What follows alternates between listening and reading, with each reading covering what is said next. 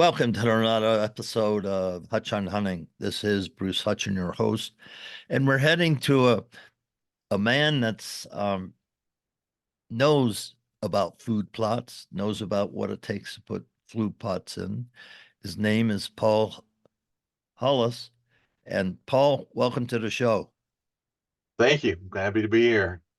Well, let's go back and let's bring everybody up to speed what you're doing today and talk to me about your background in the farm implement business. And that's allowed you to start your own company and grow a very, as I say, a growing Jesse. Well, it started in childhood, if we want to go back that far. My grandparents lived next door to a John Deere dealership, and I always looked over the fence and said, "Man, I want to go play on that stuff." And I've always been in love with tractors and implements and farming and that sort of thing, the outdoors. But I started with a company. It was a Dutch company called Redexum, and we started a division called RTP Outdoors, or a brand called RTP Outdoors, back in 2014, and we grew that business. Making building food plot implements and you know working with habitat managers, farmers, different things. And a year and a half ago, decided to go out on my own and started PH Outdoors, doing something similar, not quite the same, but working with the food plot guys. People have their own land. We're also working with the NRCS and a lot of the departments of conservation and different ones about it's not just food plots, but habitat, bedding and different things. So, it's really all about conservation. And you know, conservation is, there's no bigger conservationists than hunters.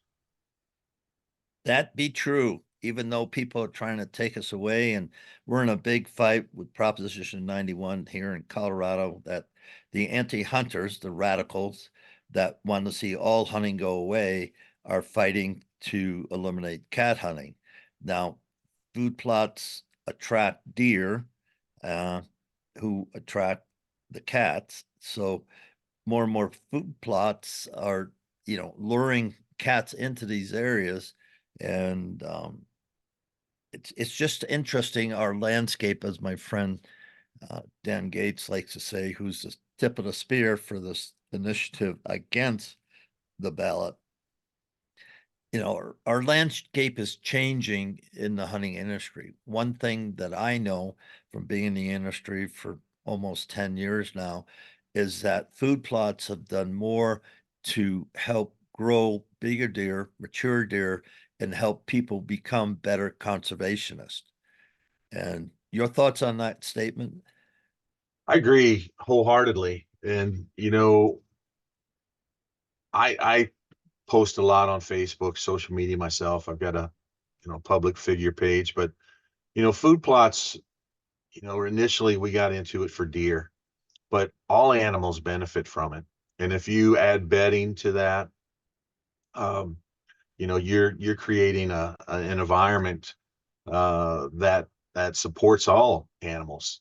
It's not just deer, it's turkey, it's birds, turtles, snakes. It's conservation. Uh, you know, if you're a true conservationist, you're not just worried about one species of animal. It's all of them, because we're all connected, and it all starts in the soil. Which translates to healthy plants, to healthy animals. Um, and we're trying to spread that world, or that word, across the country. It's a little tougher out west because the hunting's different, but we're working with the NRCS, with land managers out there, to plant more in cover crops, more and do more with erosion control and things to benefit the elk herd out there as well. When you look at the whole landscape, be it in the West, the Midwest, and now into the West, why do people really want to have food plots spend a lot of money? It doesn't cost a little money. It costs a lot of money to put in an acre of food plots, and some people are putting in 5 acre. food plots. I prefer kill plots myself just because of the farm I hunt on. I've Sure. got plenty of food, but I want to, in their transition zones, I want to stop gap them to say, hey, I'm going to take a munch here, and that's where my stand is. So help me understand the importance of all my listeners to consider putting in some sort of supplemental food on their land. Well, food's going to give you, it's one of the three things that all animals look for is, or including humans, is food, water, and shelter. So food is going to give you healthier animals. And if you're getting, you're planting crops that have a lot of protein and the right minerals, you're going, to give the the deer or whatever you're hunting, um, the right stuff at the right time, you're going to get bigger, healthier deer and bigger antlers or bigger horns. Um, and that's proven. Mississippi State and a whole lot of universities have proven it's not all genetics. A lot of it is diet, um, which is a factor that you can control. But a lot of people just plant for kill plots. A lot of people plant just because they enjoy it. I enjoy being on a tractor, and I enjoy the food plotting and the habitat management, whether I'm working with a chainsaw or whatever. I enjoy just being outside and doing that. But everybody has a different strategy. Some people are planting kill plots, some people just want to get food out there, get groceries out there, so they're growing bigger, healthier deer. And I have a theory that some people don't necessarily agree with, but I think that if you have a healthy herd, if you're giving them the right vitamins, you're giving them minerals, you're giving them food, and they're healthy, they're getting through the winter, they've got that, they've got actually food to eat, and they're not, eating twigs and such, they're going to be substantially healthier and be able to, one, starve off disease, but also predators. And predator controls become a big issue, in our landscape. Now, how do you recommend people go about predator control? Yeah, that's a good question. I personally, I spend a lot of time, you know, con going after predators in my area. I trap. Um, I also have I have an AR with I don't know if this is legal where you're at, but in Missouri we have a season where you can hunt at night with infrared scopes, and I've got a AR set up with you know where I can go out at night with a suppressor, and I hunt coyotes, go out, call them, hunt them. I enjoy predator hunting, but at my little farm, it's only 100 and some acres, but I took out 48 raccoons last year, number of skunks, possums, few bobcats, coyotes, that's going to give, whether it's turkey, whether it's quail, whether it's deer, whatever, you know, that's giving your herd uh, a better chance of survival. Um, so, I'm pro all means of going after predators. Now, people listen to the importance of hunting raccoons because for your nesting birds, uh, raccoons are just devastating. Talk to me more about that. Yeah, I don't. I think it was the MDC, Missouri Department of Conservation, had put out a study that for every raccoon, I think for every raccoon that you took out uh, of your area, I think it saved. I want to say it's 20 turkeys, something like that. Uh, and if you do, you take out as many as I do, is how many hens, you know, um, are going to produce young in the spring if you're controlling that population. Um, Missouri, I think, still has a you know they still pay for pelts, but something ridiculous like $25 or something.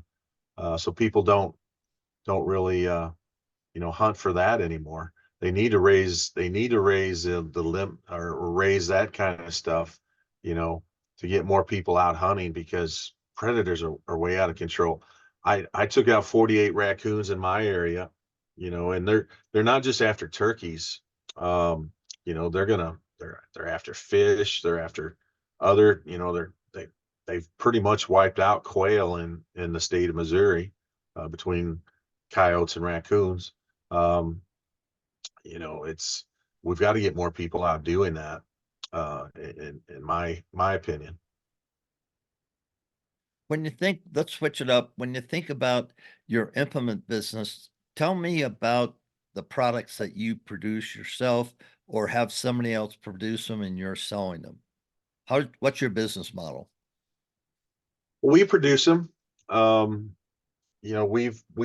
we design them in-house, and then manufacture and sell through distribution and dealers across the country. Right now, we started with what we call the G series, which is a no-till drill. um, and that'll plant anything from clover and small seeds up to sunflowers and corn, soybeans. We do a lot of blends. We've also gotten to where we manufacture what we call crimper rollers.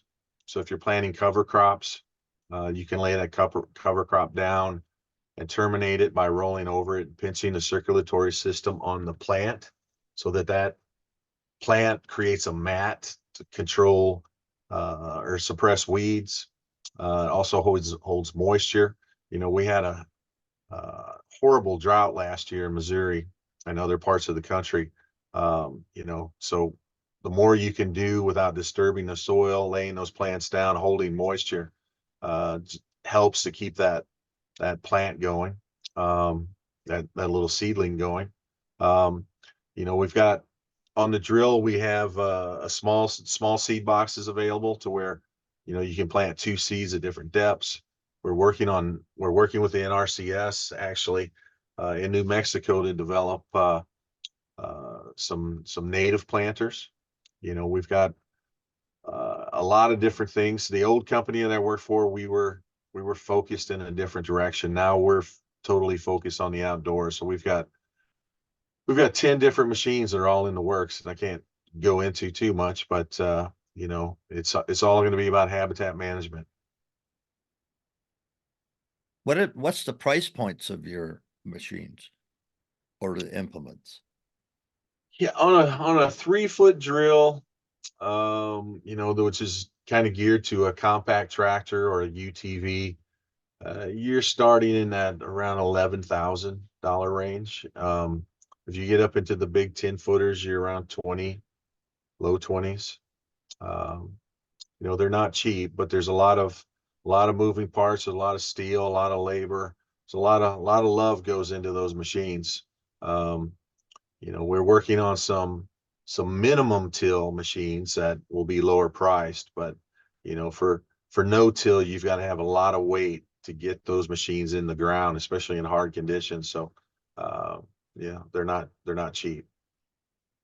Now, what size of property, that 3 footer, what's the minimum size of property I should buy one of those for? You know, we've got guys that have 10 acres and buy a 3-footer. Um, it just depends on the mindset of the person. Um, you know, a 3-footer, if you went out and did a 2-acre plot, a 3-foot drill is going to take you a few hours to get it done. Um, so really, instead of looking at the size of the acreage of the farm or the property, we look at the size of the plots or the size of the tractor.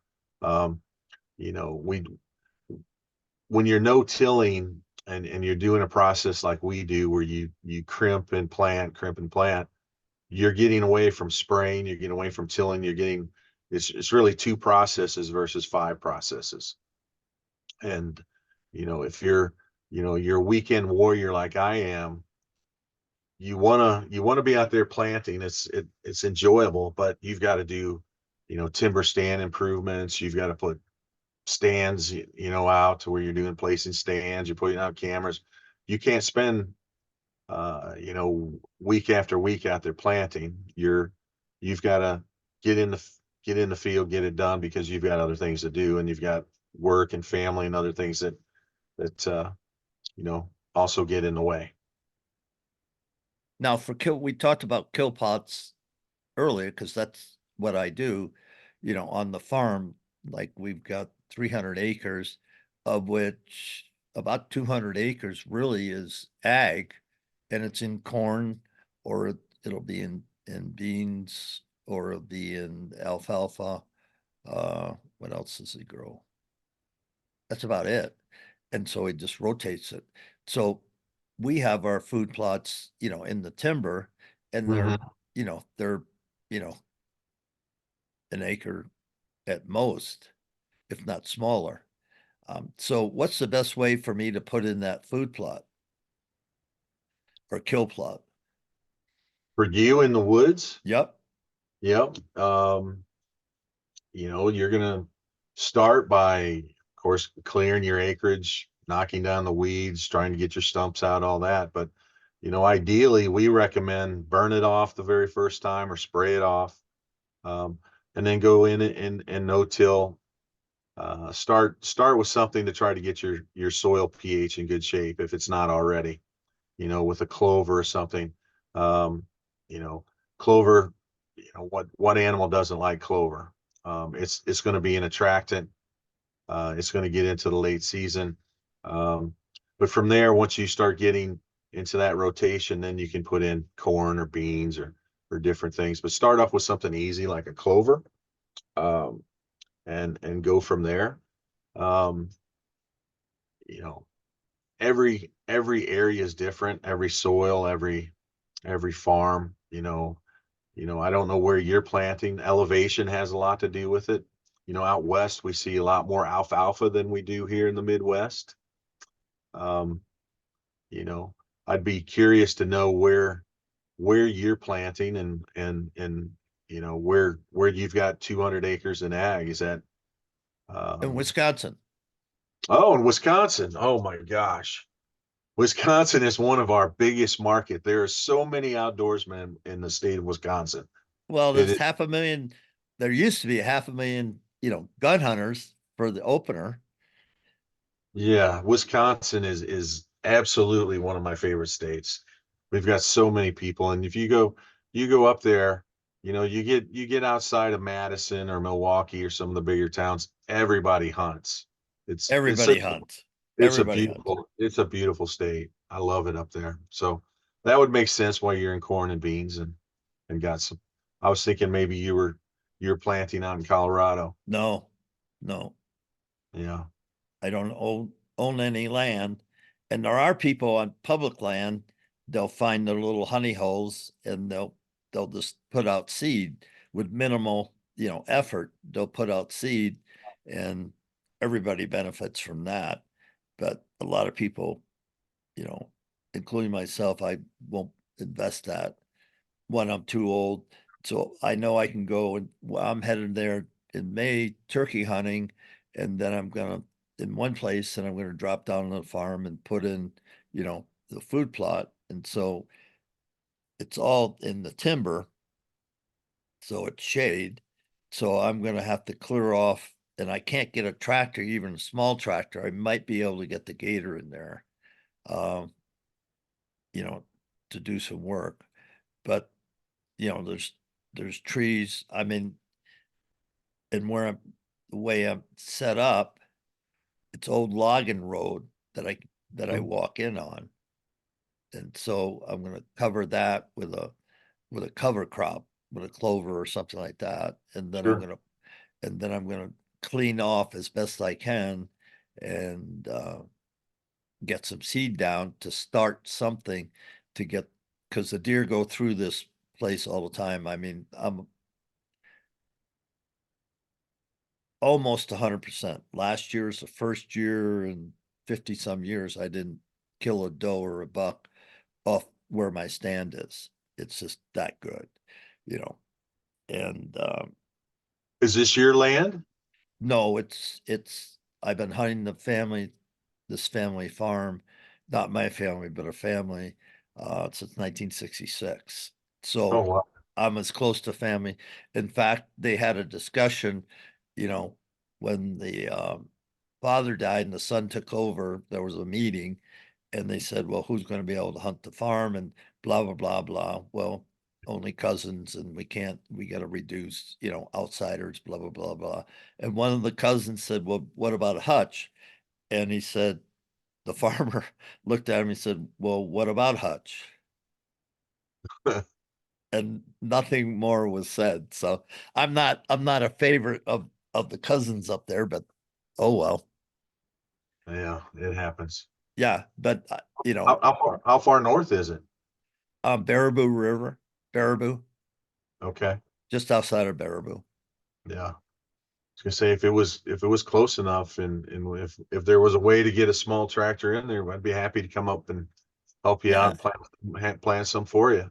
yeah, it's there's just not that much of a work. And we tried one time to on the logging roads, the connectors from the fields and stuff, some dispersal spreading, and that just didn't work because it just didn't work. We didn't compress it. It would have worked based on what I found out if we had dispersed the seed, you know, and then gone through and then rolled it, it probably would have worked, but we didn't do that. So we just got seed laying wherever it's going to lay, and hey, if it hits a crack, it's going to germinate, but it didn't work out well. Yeah, the problem with timber plots is that timber, you've got a lot of leaves falling on it, you've got a lot of shade. If there's any way to get more sunlight in, that helps. Um, the edges of your plots, they probably don't look as good as the middle of your plot, because those trees have sucker roots, and when it's dry, I mean, they'll suck up all the water. Um, so, timber plots can be hard, but the more sunlight you can get to them, the better. Yeah, and Brian, he's not going to timber. He timbered it maybe 10 years ago, and then we cleaned it up last year. I spent a number of days, my buddy and I spent a number of days cleaning up the vines, because we have a huge vine problem. So we were just going in there cutting vines, cutting vines, cutting vines, and then um, took out the undergrowth. So I've got a really nice, setup now that I can see in the woods. Almost, I can have 100-yard shot, the furthest shot, or the closest shot, 20 feet maybe. Hmm. And so it's just, it's such a good place because they come down the ridge, they come across behind one field, then they come up the hill, hit this bench, and then go to another field. And there's also a spring, you know within a couple hundred yards of my stand, so everything's there for them. And there's, to my left, you know not 50 yards begins the jungle, and the jungle goes for quarter mile maybe, and that's just, oh, is that your kitty? There's my cat. And so, the jungle is a bedding area, you can't get through it. It's just thorns and everything. It's a beautiful bedding area. And that's why I hunt with my bow during the rut. I hunt a different stand in the same area, and I'm right on, you know, with the right wind, I'm right on, the bedding area, and they'll come from the north, and then, start scent checking, for does, in the bedding area. So it's just been a very, very good place for me. And I've had deer. I'm sitting on the ground, and I've had deer, bucks, 10 feet from my feet. I mean, it's just, Really? yeah, and I'll give a shout out for Doug Roberts, Conquest Scent. During the rut, I'm covered up with Conquest Scent. And it's stupid. And if I filmed, which I don't, if I filmed, people wouldn't believe the footage I'd have. Downwind bucks coming up, Really? their feet from me. And they'll come up and they'll be sniffing because I'll be hanging, you know, the scent. and they'll come up with their nose and go right up to the canister. And, Mm, you know, and it's just, I love it because, I've killed enough deer off the farm that, I just like being out there mm-hmm. and seeing what I can see. Absolutely. It's just, people say, how come you didn't shoot that deer? We'll get them on the camera and stuff. I'll go, because I didn't want to. It's that I, simple, and if Mr. Wonderful comes by, I'm going to shoot him. My biggest buck that I've shot is a 130 something, and with a bow, and then 140 something with my rifle. And we have taken big deer. The biggest one of the cousins got a 180 class deer a number of years back, and Eddie the farmer, it's got a 173 uh, buck. But we have a lot of deer on the farm, and that's why I love the hunt there, because it's just a wonderful experience, and I can get in, I can get out. I just have to hunt the right wind, and I know 80% of the time I'm going to see a deer, within shooting distance, and it, that's it, that's a beautiful thing. have you seen CWD have any effect on the Nope, population there? No. nope. We Yeah. have not, and we're right in, the Southern Farmland CWD epicenter, and we haven't seen anything at all. How about with the wolf population? Is there? They came Have you seen? by, they came by, I don't know how many years ago. There was a breeding pair in there, and they were hanging around this one farmer that has cattle, was raising cattle, and they Mhm. were snooping around there. My buddy and I were on a field one morning, and he goes, "Man, look at that German Shepherd." I started laughing. I said, "That's not a German Shepherd, that's a wolf." And if we just sit here and just watch the fringes, and we'll see her mate, because I could tell right away. That's the first wolf he's ever seen. Fortunately, I've been to BC and actually killed wolves. You can see the Did hide. you? Yeah, you can see the hide Nice. right there. Oh And wow. uh and the outfitter up there voice called him, and it was a great hunt. Anyway, but so I've seen wolves, and I said, no, those are wolves, and she's collared, so we're just gonna sit and enjoy the show. And and for whatever reason, they just left the neighborhood. So with her being collared, they're being tracked by Oh the yeah, but conservation by the people. DNR, and Yeah. I did call after I got home back to Colorado. I said, "Hey, I had this experience. I wanted to just follow up and let you guys know that this is what I saw. This is where I was." I said, "Yeah, we got a collared, you know, uh, bitch in there, and we think she's made it up with, blah blah blah blah." But we've seen no wolves, and we've not seen any. I'm surprised. I've never seen a bear in there. Mhm. Because we're south of 24. We're actually south of 90. So it's just, and north of 24, there's plenty of wolves and plenty of bears. And I've just not seen bears down there. The biggest thing we have is, like you said, coyotes and raccoons. That's the Yeah. biggest predator problem we have. But we Yeah. have so many deer. I can count 100 deer in one of the fields. If I'm there in Kidding. the yeah, because Wow. we got a sanctuary close to us that they don't allow hunting, a development that doesn't allow hunting. Mm. So if you go on Google Earth, you'll see it's just like caribou trails. If you've ever looked for caribou trails on Google Earth, it's Mhm. exactly the same thing. Yeah. Really? Oh yeah. It's amazing. And that's why we have deer, Yeah. Well, because I asked about the wolves because we've the MDC has said that we've seen wolves in northern Missouri now that they say came out of Wisconsin. They say we don't have a breeding population yet, but there been a number of sightings. But for years, they told us that we didn't have breeding pairs of bear or mountain lions. Now we have a or not a mountain lion, but we have a bear season because there's bears are so plentiful, and mountain lions, their sights constantly. They're hit. One was hit by a train the other day. They're being spotted in urban areas now. Right. Uh, That's where the food is.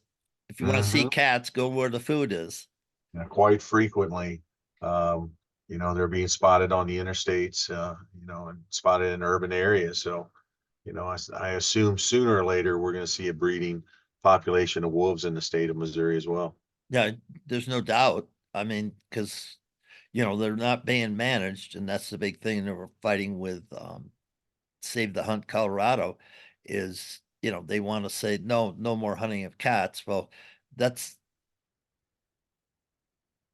entirely ignorant of the people that are voting for a ballot issue to let people who don't know anything about management, scientific management of cats with the North American Mile of Wildlife Conservation running the show. And these people go, oh, I don't want a cat. No, no, there shouldn't be any hunting. Shouldn't be any hunting. Okay, fine. No hunting. And then when a cat's sitting in their backyard eating their puppy or their lamb or their goat or I shouldn't laugh, but no, it's true. I mean, it's it's going to true. happen. Yeah. And people have already been taken down by cats in Colorado throughout the history, and that's documented. And it's just you can't let people at the ballot box replace CPW, Colorado Parks and Wildlife, who are great people doing a great job, and they're doing the best they can. And if you take it out by a ballot issue, you're going to wreak havoc on the whole landscape of wildlife conservation, period. Yeah. There's no So, wiggle room on that. with you being from Colorado and being an expert, if you will, in hunting in that state, um, most of our business with food plotting and habitat management is, let's say, east of Kansas City. When we get out to the western areas, um, there's not as much food plotting. I know it's a different, we're hunting different species and there's a lot more land and stuff, but are there pockets of people out there that do food plotting? I know Oh, that, heck yeah. yeah. Well, think about it. You're a rancher, right? You own a Mhm. nice little ranch and you got pivots and you're growing alfalfa because you want hay for your cattle. Right. So that's a mule deer or tractor. That's a food plot. That's a huge food plot.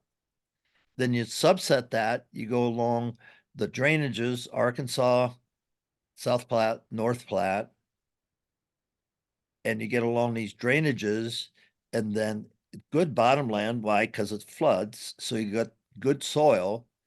And so they got good crops. They grow crops in there. Okay. If you were a landowner in those areas and wanted to hunt, okay, I would set up myself kill plots. I'd figure out, okay, where the transition areas are, where the pinch points are, where a deer, a mature buck, can get something to eat without going and exposing himself to people, to predators, in these larger fields.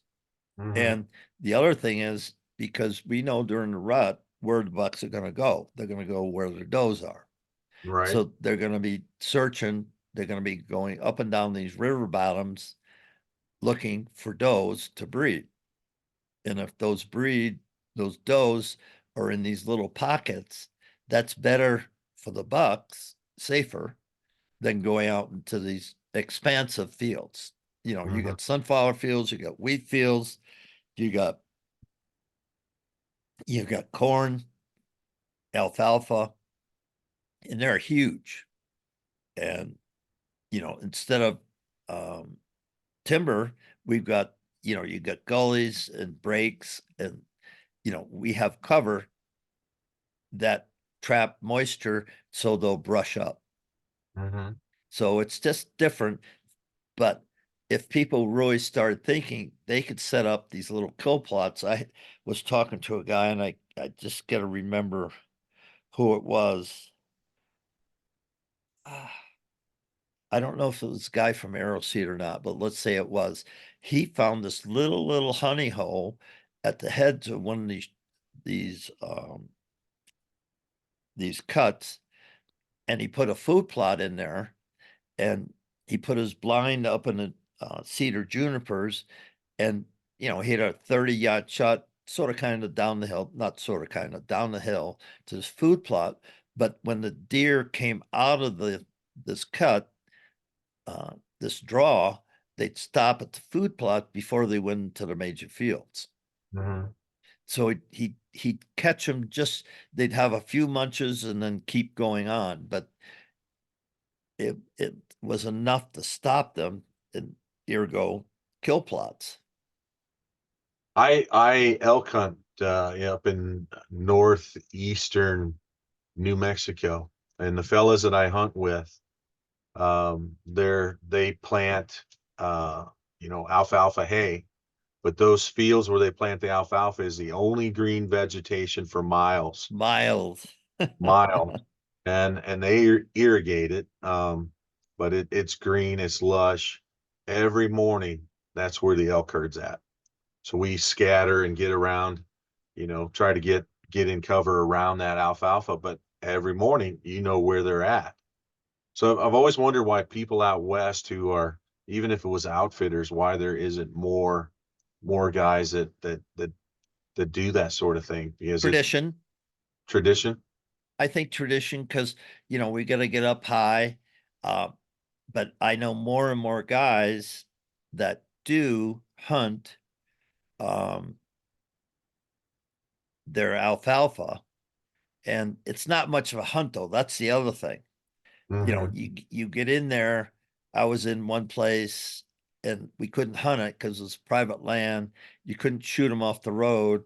So we were just trying to figure out which canyon they were going to go up on, then go all the Right. way around, drive 20 miles. I mean, we had to drive 20 miles to get up above them and then hunt down, at not the best time because they're bedded, and thermals. I mean, it's hard to do, even though you sort of kind of know where they are.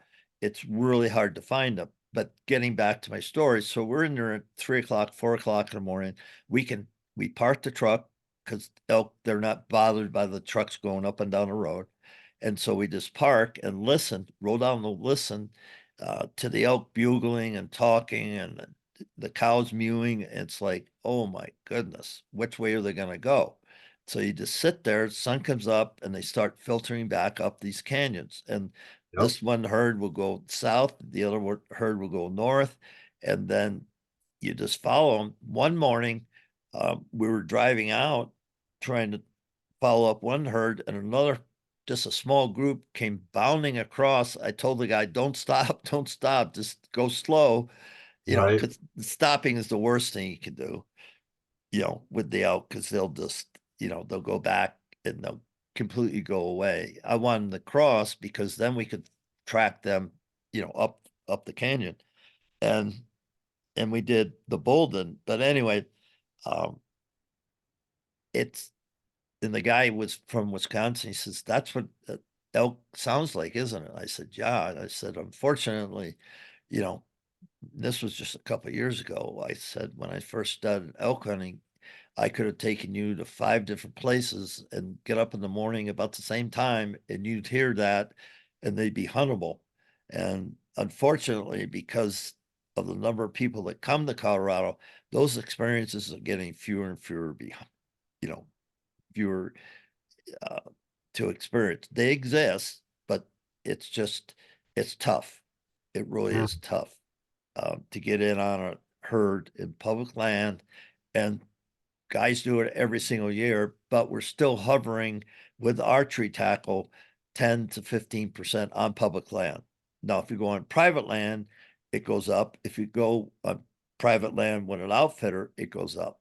Why? Just as you said, because they've got a captive herd. They know exactly where they come down, they feed and water, and you can set you up on that. And so nobody else is going to come in. You're not going to have 100 people trying to get to that one herd, or 50 people, or 10 people. So maybe out west there's more public land hunting than there Oh, is. there's no question about that.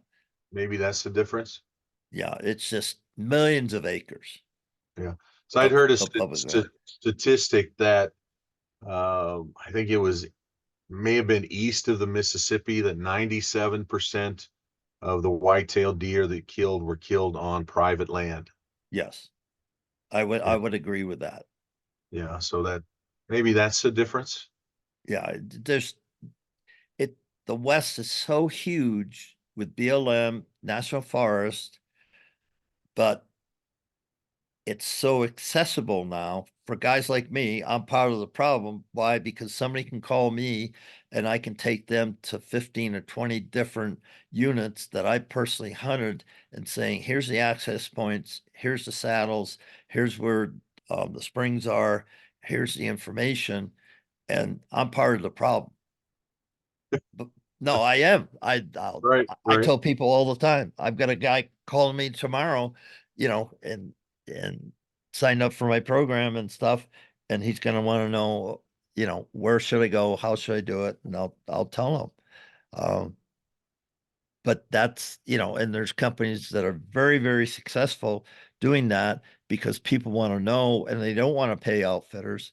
Well, my outfitter friends have a counter thing because if you and I wanted to go elk hunting from Missouri, Mhm. okay, we got a truck, we're going to drive, let's make it 12 hours. Okay, we're going to pay for gas, maybe one room in a motel, maybe not. We're going to buy food. We're going to get to Colorado. Uh, we're going to overnight for sure before we head into the mountains. Then we're going to head in the mountains, go to a trailhead, get set up. Oh, buy our $800 license for cow or bull. And then, so we get 800, it costs us a couple of $100. So we're into it for 1,200 bucks already. Then we got to hunt with X number of people. We don't know how many, X number of people. Then we get an elk. Then it's cost me $2 a pound to get it processed, to get it home. Or you're going to cut it up yourself, put it in your refrigerator, on your trailer, and take it home and do it yourself. So by the end of the whole thing, you're going to spend $2,000 to $3,000 of your own money doing it DIY. No question about it. For gas, food, license, Wow. a third of that, $800 for a Colorado license. That's what a license is now. That's a third of it. I didn't know that. And is it a That draw system? no, what I should say no. Yes, it's a draw for the best areas, the limited access areas, because Colorado's trying to the best habitat, the best herd, the best areas. They're trying to limit the number of people so you have a better quality of experience, right? Because Right. the odds, even if you're on public land, unlimited access, it's still less than 20% with a bow. And that's why, my outfitters friends say, I run 80% opportunity. Hmm. That means I'm going to give you 80% opportunity to, have a bowl within 20 yards. Right. And so, yeah, you're going to pay $3,000 to $5,000 for that opportunity. But I've got a couple of friends that run drop camps, and that's $2,300. Well, $2,300 plus your $800 tag, non-resident. So now you're at 3 grand plus you get gas. Now you're at $4,000 for, hunting. That's not your gear. We're not even talking about gear. We're just talking Right. about hunting. And there you are. I mean, it's, it's not cheap. And I used to hunt out of state. I have hunted a lot. But I hunted, fortunately, when I was younger, and I had a couple bucks, and that's what I did. I got to go on some great hunts from Ungava Bay up in north of Montreal all the way to Alaska and Did you? provinces in between. Yeah, I've been able to do that because that's what I decided I wanted to do. And I made enough money to do it, but I didn't make, I'm not independently wealthy. I just didn't have coffee. I didn't drive a new truck. Um, and I decided, okay, what's it going to cost? And I figured out, and because I flew so much for my job, I had free airfare, so I could fly any place I wanted for free. Nice. So that was nice. That Yeah, was nice. So my word on that, folks, is if you want to do it, there's a way to do it. I'm here at hutchinhunting.com to help you hunt Colorado. I've written over 200 big game profiles for Colorado.